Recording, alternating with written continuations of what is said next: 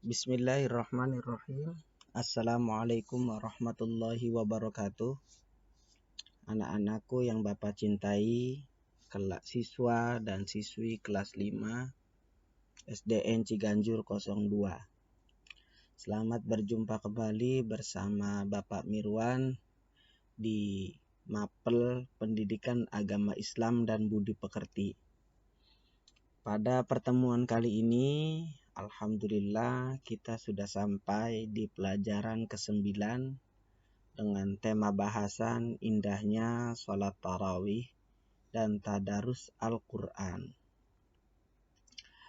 Baiklah anak-anakku, untuk memulai pertemuan kita pada hari ini, mari sama-sama kita berdoa terlebih dahulu. Mudah-mudahan kita semua senantiasa di dalam lindungan Allah Subhanahu wa Ta'ala dan senantiasa kita diberikan kemudahan-kemudahan di dalam menuntut ilmu. Amin amin ya rabbal alamin. Berdoa mulai. Selesai. Baiklah anak-anakku, selanjutnya mari sama-sama kita menyimak pelajaran ke-9 dengan tema bahasan indahnya sholat tarawih dan tadarus Al-Quran. Selanjutnya, belum Bapak melanjutkan ke pelajaran inti, mari sama-sama kita simak kompetensi inti pelajaran ke-9 di Mapel Pendidikan Agama Islam dan Budi Pekerti kelas 5. Kompetensi inti 1. Menerima, menjalankan, dan menghargai ajaran agama yang dianutnya. 2. Menunjukkan perilaku jujur, disiplin, tanggung jawab, santun, peduli, dan percaya diri dalam berinteraksi dengan keluarga, teman, guru, dan tetangga, serta cinta tanah air. 3. Memahami pengetahuan faktual dan konseptual dengan cara mengamati, menanya, dan mencoba berdasarkan rasa ingin tahu tentang dirinya, makhluk ciptaan Tuhan, dan kegiatannya, dan benda-benda yang dijumpainya di rumah, di sekolah, dan di tempat bermain. 4. Menyajikan pengetahuan faktual dan konseptual dalam bahasa yang jelas, sistematis, dan logis, dalam karya yang estetis, dalam gerakan yang mencerminkan anak sehat, dan dalam tindakan yang mencerminkan perilaku anak beriman dan berakhlak mulia. Itulah kompetensi inti pelajaran kita pada pertemuan kali ini. Selanjutnya, kompetensi dasar. Kompetensi dasar yang pertama ditandai dengan kode angka 1.11 atau kompetensi spiritual, yakni menjalankan sholat tarawih dan tadarus Al-Quran di bulan Ramadan. Kemudian kompetensi dasar 2.11 atau kompetensi sosial menunjukkan sikap tekun sebagai implementasi pemahaman pelaksanaan sholat tarawih dan tadarus Al-Quran. Ketiga, kompetensi dasar 3.11 atau kompetensi pengetahuan, yakni melaksanakan salat tarawih dan tadarus Al-Quran. Yang terakhir, kompetensi keterampilan ditandai dengan kode angka 4.11. Mempraktikkan tata cara sholat tarawih dan tadarus Al-Quran. Selanjutnya, tujuan dari pembelajaran kita pada kali ini adalah setelah peserta didik mempelajari indahnya sholat tarawih peserta didik diharapkan mampu memahami pengertian sholat tarawih. Ini adalah tujuan yang pertama, nak. Kemudian tata cara sholat tarawih, pelaksanaan sholat tarawih dengan baik dan benar, dan membiasakan diri mengikuti pelaksanaan sholat tarawih pada setiap malam bulan Ramadan, serta memiliki 4 keterampilan: kritis, kreatif, kolaboratif, dan komunikatif, sebagai bentuk implementasi dari pemahaman tentang pelaksanaan sholat tarawih. Selanjutnya, sebagaimana biasa, pembiasaan aku anak disiplin. Disiplin diri sebelum belajar. Biasakan kita selalu mandi pagi.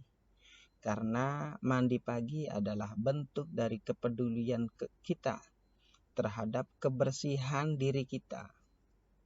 Jika kita tidak biasa mandi pagi atau jarang mandi pagi atau malas mandi pagi, bisa jadi badan kita akan kotor.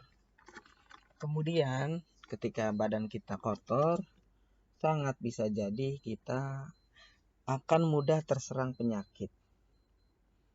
Selanjutnya, pembiasaan disiplin yang kedua adalah membiasakan diri kita bersarapan. Nah, sarapan ini berguna untuk meningkatkan fokus. Selain fungsi utamanya tentu adalah untuk kesehatan kita, ya. Kemudian kita membiasakan diri dengan berpakaian rapih, ya. Pakailah seragam yang telah ditentukan oleh sekolah. Yang terakhir adalah berdoa. Jadi sebelum berangkat ke sekolah, biasakanlah kita berdoa terlebih dahulu, memohon perlindungan kepada Allah Subhanahu wa Ta'ala dalam perjalanan kita agar supaya selamat. Dan tentunya memohon juga kemudahan kepada Allah Subhanahu wa Ta'ala agar apa-apa yang akan kita pelajari di sekolah nanti dipermudah dan kita semua mendapatkan ilmu yang bermanfaat. Kemudian pembiasaan kegiatan keagamaan. Yang pertama atau yang ke-1, membaca bismillah. Biasakan ketika kita mulai belajar, bacalah bismillah. Baik ketika mau belajar ataupun kegiatan apapun yang mengandung unsur kebaikan, maka dahulukanlah mengucapkan basmalah.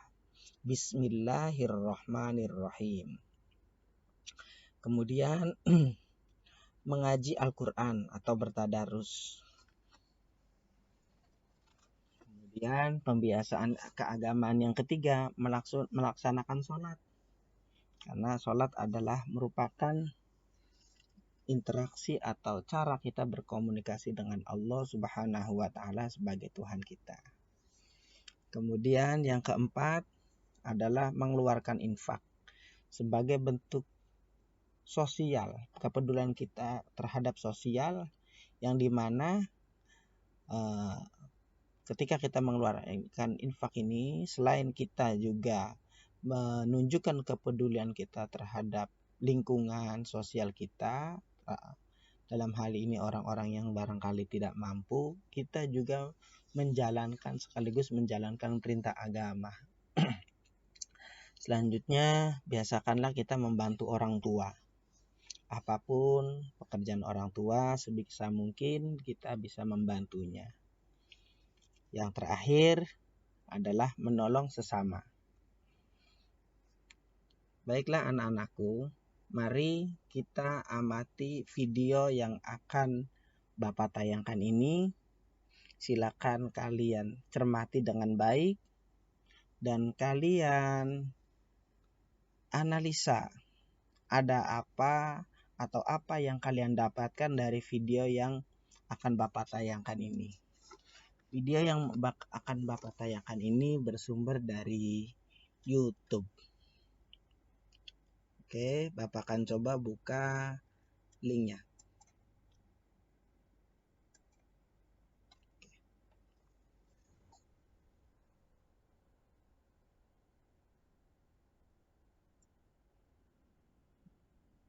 Mari sama-sama kita saksikan video pembelajaran yang tentang tuntunan tata cara sholat tarawih lengkap dengan raga.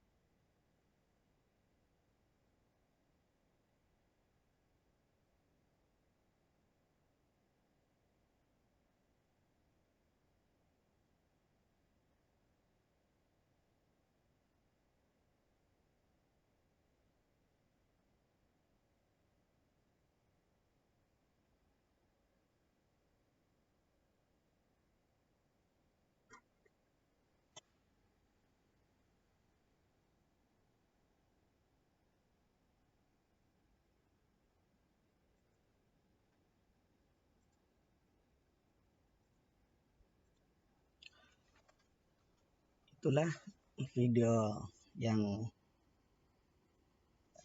telah kalian saksikan. Mudah-mudahan kalian bisa menganalisa apa yang terkandung di dalam video tersebut, yakni tuntunan tata cara sholat tarawih.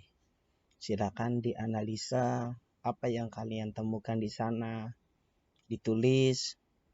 Kemudian barangkali ada yang belum dipahami, silakan juga ditulis, kemudian nanti ditanyakan. Baiklah, kita lanjutkan. Ayo mengamati.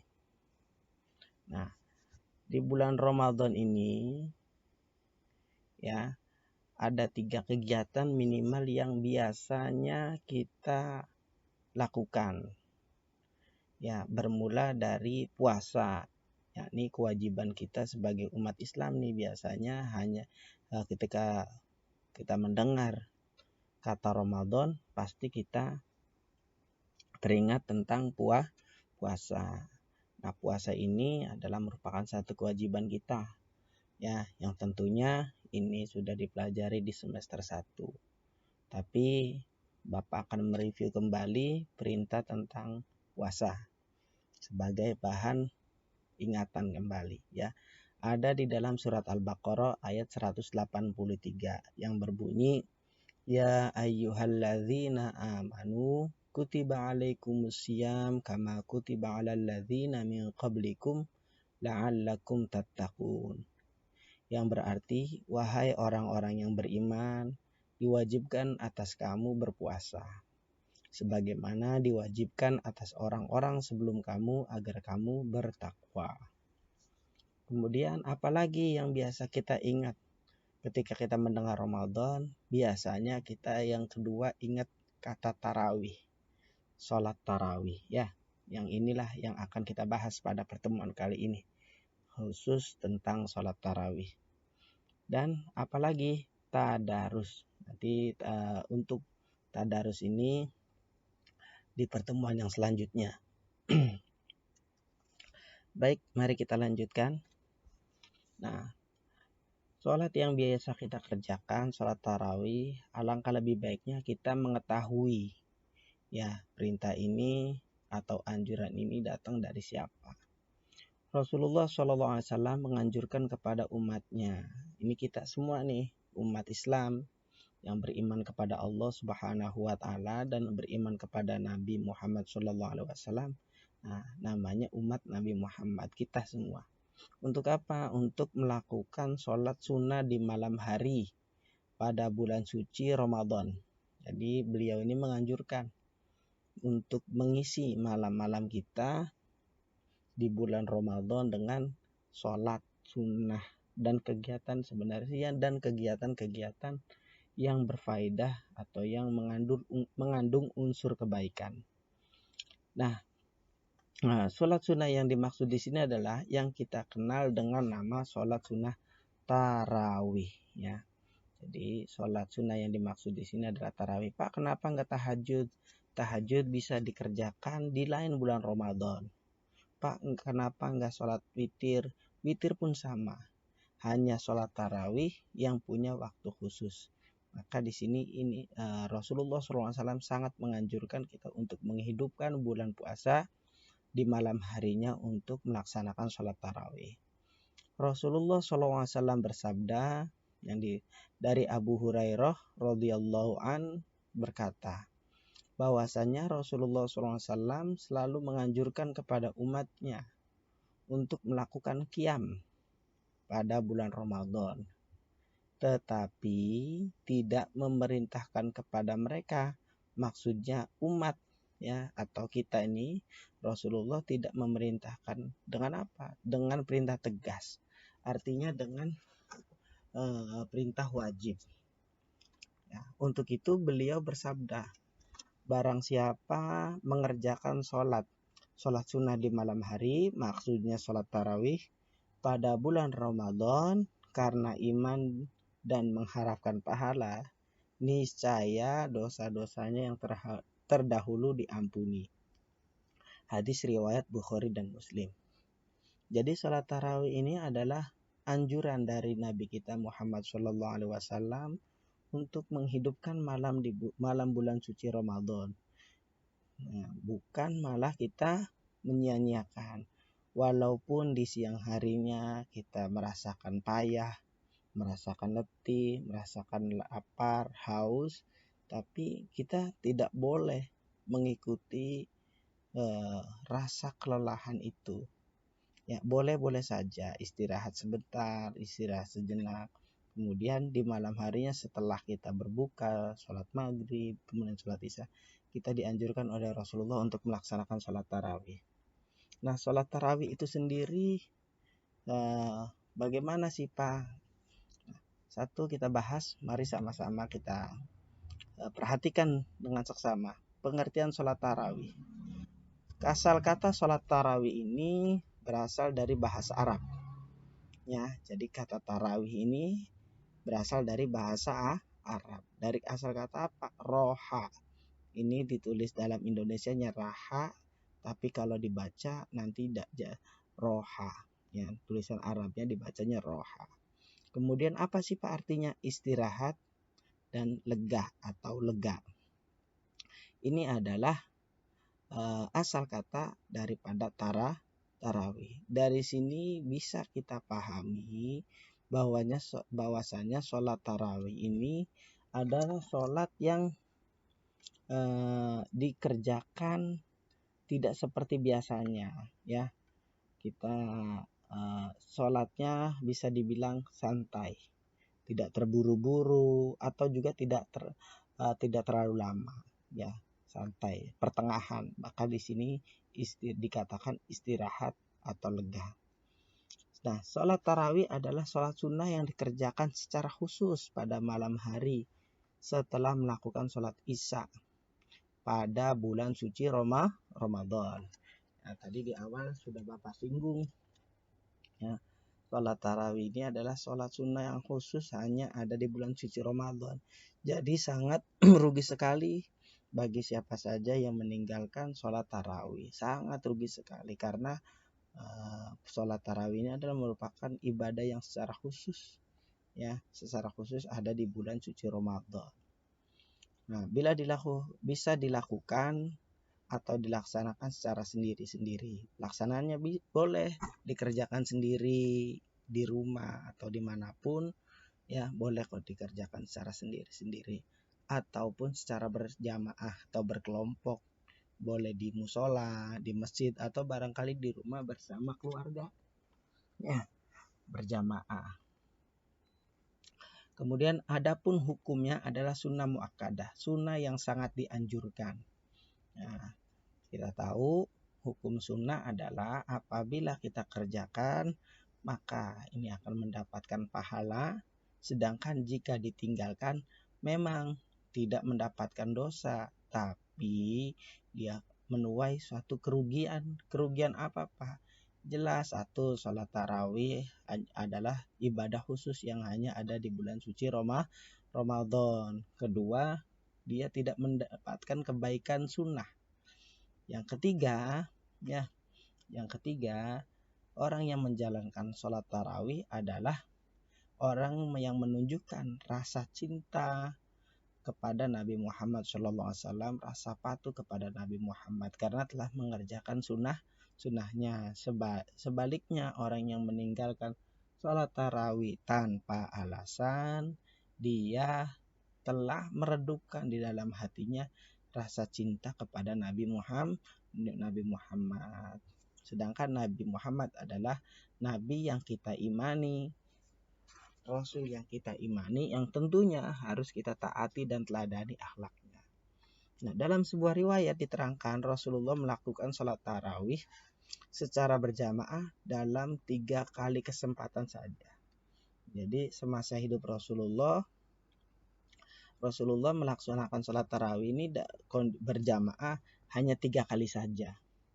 Kenapa? Kok 3 kali Pak?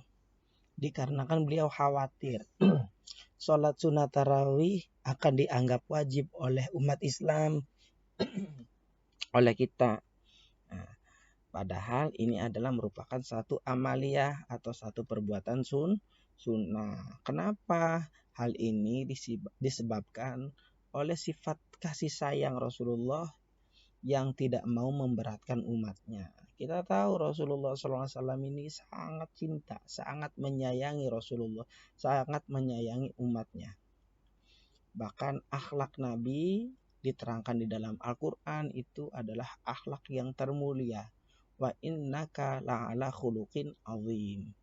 Nah, rasa kasih sayang Rasulullah pun tertinggi.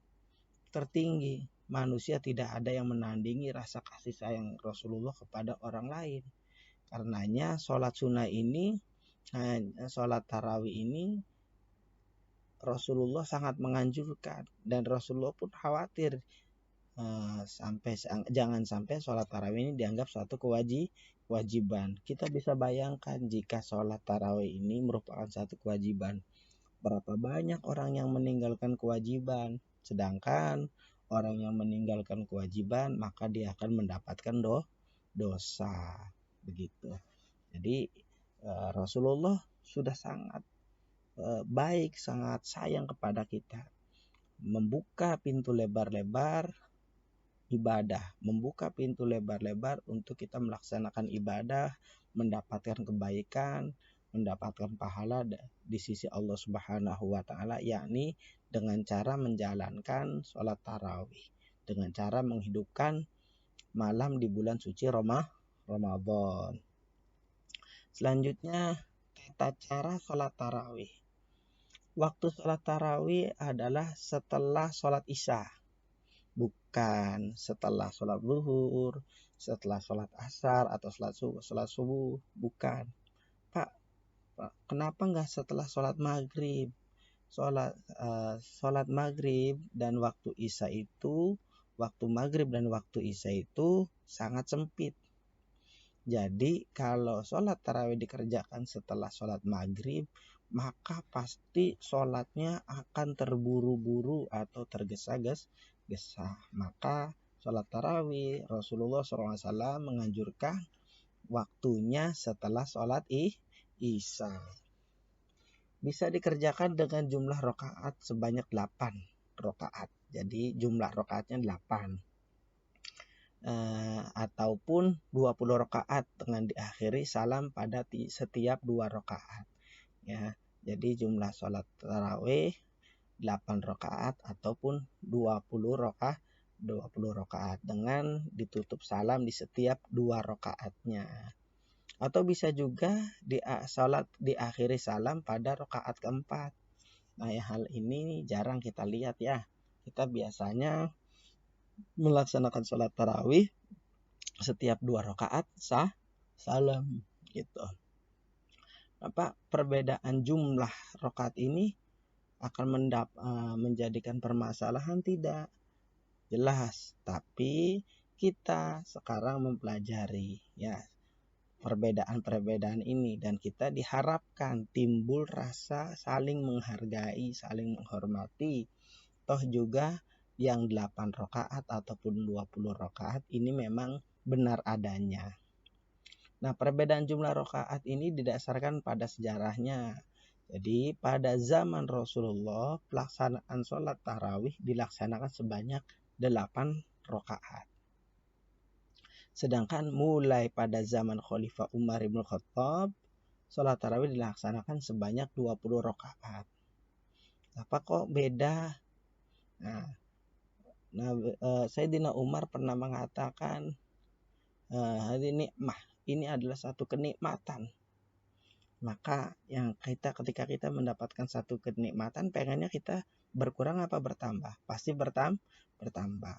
Ya, di masyarakat kita pun melaksanakan sampai sekarang nih, hingga saat ini kebanyakan umat Islam melaksanakan sholat tarawih sebanyak 20 rakaat. Minimal di lingkungan kita semuanya 20 rakaat.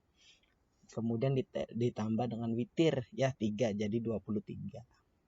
Nah, keduanya benar dan tidak perlu dipermasalahkan atau diperdebatkan. Tidak perlu, karena jika kita permasalahkan atau diperdebatkan, maka apa yang akan timbul? Tentu permusuhan dan perpecahan, dan ini tidak dikehendaki oleh Nabi kita Muhammad Shallallahu Alaihi Wasallam. Selanjutnya, nah perhatikan baik-baik tata cara sholat tarawih yang baik dan benar. Nah, ini ada tabel-tabel. Perhatikan ini nomor, kegiatan, keterangan. 1. Berdiri jika mampu. Ini termasuk rukun. Rukun itu apa? Rukun itu adalah satu hal yang harus kita kerjakan, ya. Jadi berdiri jika mampu. Sholat tarawih dilaksanakan dengan cara berdiri. Nah, di situ ada kata-kata jika mampu. Kalau tidak mampu, boleh dilaksanakan dengan cara duduk. Kalau tidak bisa, boleh kok sambil berbaring, dan seterusnya. Kemudian niat sholat tarawih ini juga masuk rukun, ya. Di sini Bapak sertakan 3 nih. Ada niat sholat tarawih sendiri, menjadi makmum, dan menjadi imam. Ya, besar harapan semakin kalian membiasakan diri mengikuti sholat tarawih, suatu saat nanti kalian akan memimpin sholat tarawih, ya. Atau kalaupun kalian dalam keadaan sendiri, kalian bisa melaksanakan sholat tarawih, sehingga kalian, ya, tidak ada alasan untuk tidak mengerjakan sholat tarawih. Jadi sholat tarawih, ingat, bisa dikerjakan sendiri dan bisa juga dikerjakan secara berkelompok atau berjamaah. Baik, Bapak contohkan bacaan niatnya. Kalian ikuti, ya. Bismillahirrahmanirrahim. Niat sholat tarawih sendiri. Usolli sunnatat tarawihi rakaataini mustaqbilal kiblati adaan lillahi ta'ala. Kemudian niat sholat tarawih menjadi makmum. Usolli sunnatat tarawihi rakaataini mustaqbilal kiblati adaan makmuman lillahi ta'ala. Kemudian niat sholat tarawih menjadi imam. Usolli sunnatat tarawihi rakaataini mustaqbilal kiblati adaan imaman lillahi ta'ala. Itu rukun yang kedua. Kemudian rukun yang ketiga, takbiratul ihram. Allahu Akbar. Ya, itu dinamakan takbiratul ihram. Ya, niat ini kapan dibacanya? Ketika kita mengucapkan takbiratul ihram. Nah, niatnya kita mengucapkannya di dalam hati. Ya, sambil kita belajar agar hati kita sesuai dengan apa yang kita ucapkan, maka kita juga ucapkan nih, usolli sunnatat tarawihi. Nah, ketika kita ucapkan ini hukumnya sunnah. Nah, yang wajibnya sebenarnya ada di mana? Ngucapinnya di dalam hati. Ketika kapan? Ketika takbir tuh, Allahu Akbar, hati kita sambil mengucapkan usolli sunnatat tarawihi rakaataini mustaqbilal kiblati adaan makmuman lillahi ta'ala. Nah, setelah membaca takbiratul ihram, kita membaca doa iftitah, ya. Allah berkabiro sampai selesai. Selanjutnya kita baca suratul Fatihah. Suratul Fatihah, Bismillahirrahmanirrahim, Alhamdulillahirabbil alamin, sampai selesai. Kemudian membaca surat pendek. Nah, ini hukumnya sunnah. Boleh baca Al-Ikhlas, An-Nas, Al-Falaq, dan lain sebagainya, boleh. Atau surat-surat yang kalian hafal, apa aja. Yang jelas adalah surat Al-Quran, bukan surat yang lain. Selanjutnya, ya, setelah kita membaca surat pendek, kita ruku disertai tumakninah, ya, disertai tumakninah. Nah, bacaannya subhana rabbiyal azimi wa bihamdih 3 kali. Setelah ruku kita i'tidal. I'tidal itu posisi berdiri tegak setelah ruku tunak, ya. Sami Allahu liman hamidah, Rabbana lakal hamdu, sampai selesai, ya. Tadi sudah dicontohkan di dalam video prakteknya, ya.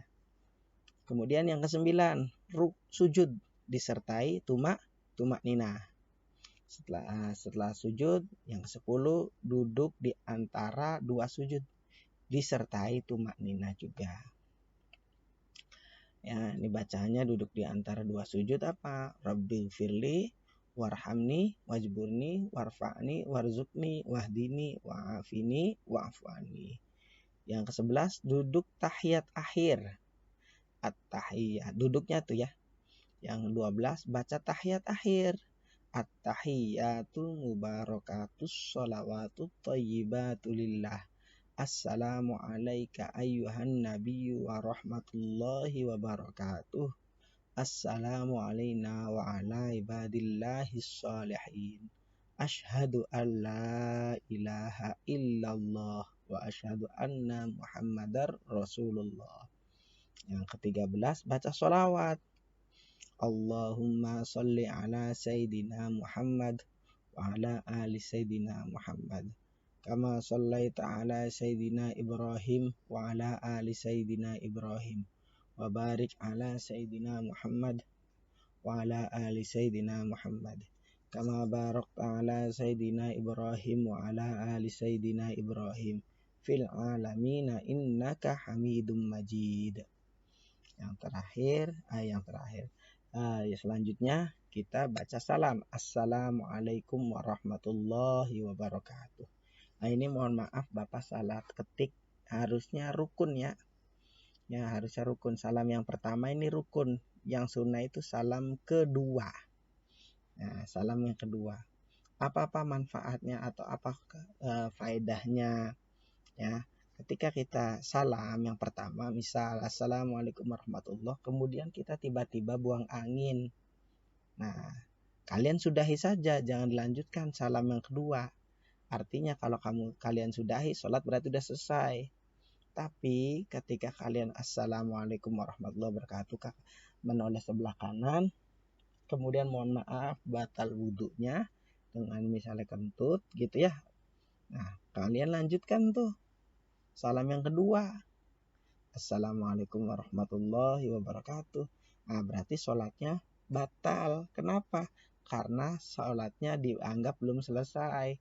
Ya, belum selesai. Nah, sedangkan sudah batal tadi wudhunya karena buang angin, sholatnya juga batal karena buang angin. Jadi yang hukumnya sunnah salam kedua ya nak. Mohon maaf Bapak salah ketik itu. Yang terakhir 15 tertib. Ini juga rukun.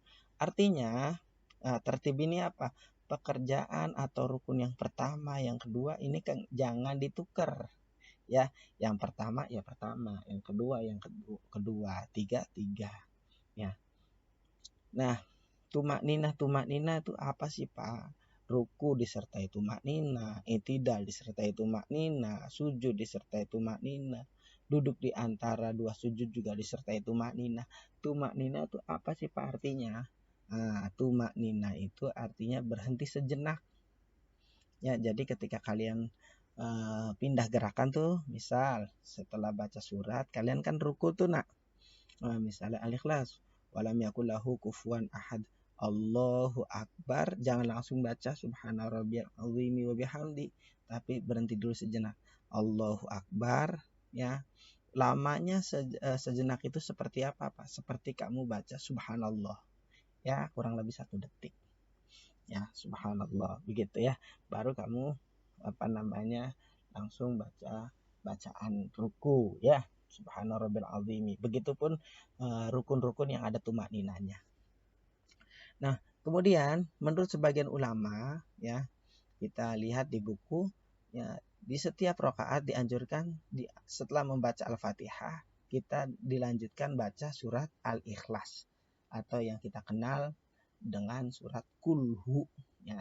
Jadi setelah kita baca Al-Fatihah itu ghairil maghdubi alaihim waladdallin. Amin. Kemudian kita baca surat Al-Ikhlas atau Kulhu. Bismillahirrahmanirrahim. Qul huwallahu ahad.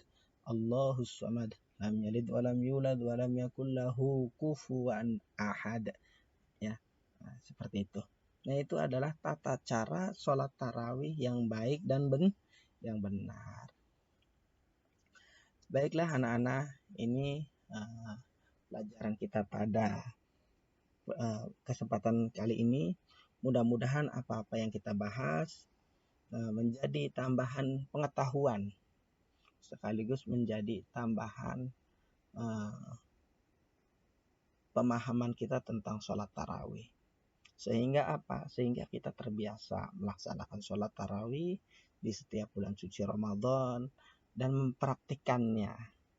Dan juga kita bisa mengambil nilai-nilai religinya atau agamanya, nilai sisi agamanya ya. Yakni taat dan patuh terhadap perintah. Kemudian juga kita bisa mengambil nilai-nilai apa itu? Sosial, karena kita berjamaah ya, berkelompok. Nah, itu kan kita juga dalam berkelompok kan kita ada norma sosial yang harus kita taati, kita patuhi ya. Di sholat itu digambarkan bagaimana ketika kita sholat berjamaah itu norma-norma sosial harus kita perhatikan. Kemudian juga kita bisa ambil untuk pelajaran meningkatkan kedisiplinan. Ya, contohnya di sholat tarawih ini. Ya, sholat tarawih ini tidak bisa dikerjakan di bulan yang lain kecuali di bulan Ramadan. Ini juga menggambarkan satu kedisiplinan kita bahwasanya ya pekerjaan ini ada waktunya yang tidak boleh kita semau kita pengerjaannya bulan apa saja gitu, nggak boleh. Oke, mari sama-sama kita tutup pertemuan kita pada kesempatan kali ini dengan membaca Alhamdulillahirabbil alamin. Demikian dari Bapak, kurang lebihnya mohon maaf. Billahi taufik wal hidayah. Wassalamualaikum warahmatullahi wabarakatuh.